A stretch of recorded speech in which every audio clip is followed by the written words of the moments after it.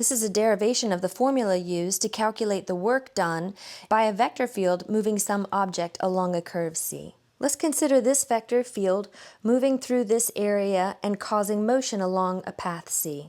And let's focus in on one of these force vectors, and let's also consider this vector that will represent the displacement.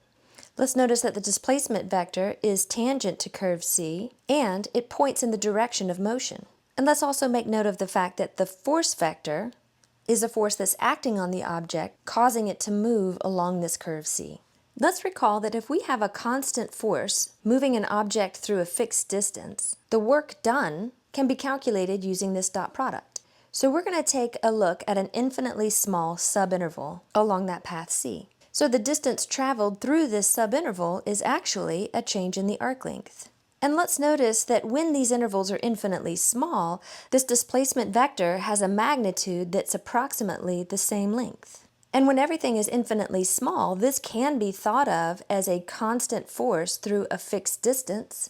And we can take this dot product and multiply it by a well-chosen one in the shape of change in arc length over mag d. And we can think of this ratio as being 1. We can move the mag d scalar multiple underneath the d vector, which will then cause this to be a unit vector. But since that's in the direction of the tangent line, it's actually the unit tangent vector, which we call the cap t vector. Now the work done moving this object through the ith interval can be rewritten as force vector dot product with unit tangent vector, and then we still have our small change in the arc length.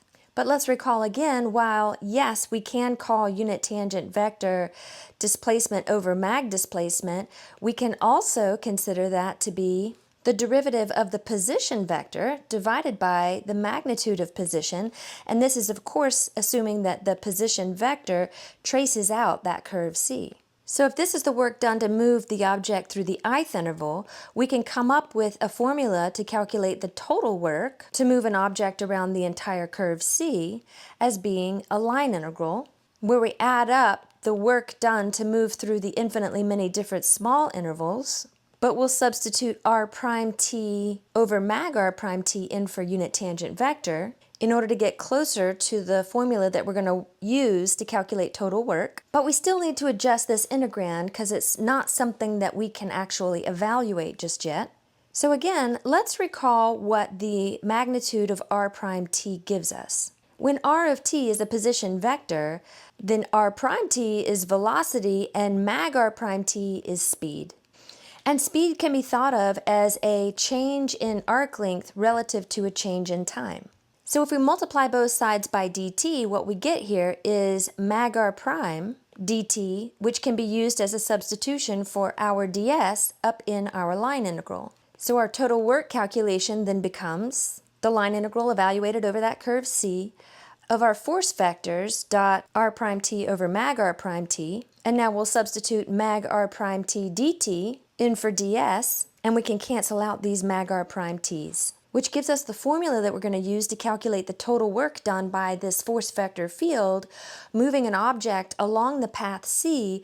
We're going to take this vector field function and dot product with the r prime t vector function, which is going to yield a scalar function that will then integrate with respect to t.